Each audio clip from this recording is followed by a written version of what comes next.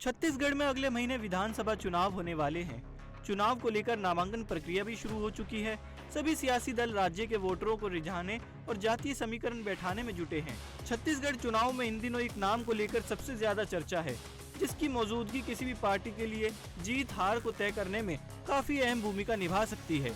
यहाँ पर हम बात कर रहे हैं शाजापुर के बीजेपी उम्मीदवार ईश्वर साहू की। पिछले दिनों ईश्वर साहू अमित शाह के साथ एक मंच पर नजर आए थे, जिसके बाद से सियासी गलियारों में तरह तरह के कयास लगाए जाने लगे। ईश्वर साहू की अमित शाह के साथ मौजूदगी कांग्रेस समेत दूसरे दलों के लिए परेशानी का सबब बन चुकी है। दरअसल ईश्वर साहू जिस समाज से आते हैं वह छत्तीसगढ़ की सबसे प्रभावी ओबीसी जातियों में से एक है। जानकारी के मुताबिक छत्तीसगढ़ में साहू समाज की आबादी करीब 12% है, जो कई सीटों पर साहू वोटर उम्मीदवार की हार और जीत में अहम भूमिका निभा सकते हैं। बीजेपी ही नहीं, कांग्रेस भी चुनाव में साहू समाज के उम्मीदवारों पर दांव लगा रही है। बीजेपी ने ईश्वर साहू को विधानसभा चुनाव में उम्मीदवार बनाकर एक तीर से दो निशाने साधने की कोशिश की है। बीजेपी ने ईश्वर के सहारे गरीब और हिंदुत्व का कार्ड चल दिया है। राजनीतिक पंडितों की माने तो चुनाव में बीजेपी को इसका सीधा फायदा मिलता दिख रहा है।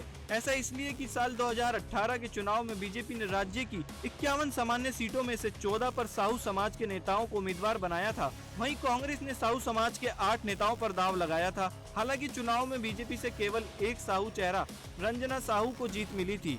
उधर कांग्रेस के 8 में से 5 साहू नेता चुनाव जीतकर विधानसभा पहुंचने में सफल रहे थे। इतना ही नहीं, 2013 के चुनाव में बीजेपी से 12 और कांग्रेस से साहू जाति के 8 उम्मीदवार चुनावी रण में उतरे थे।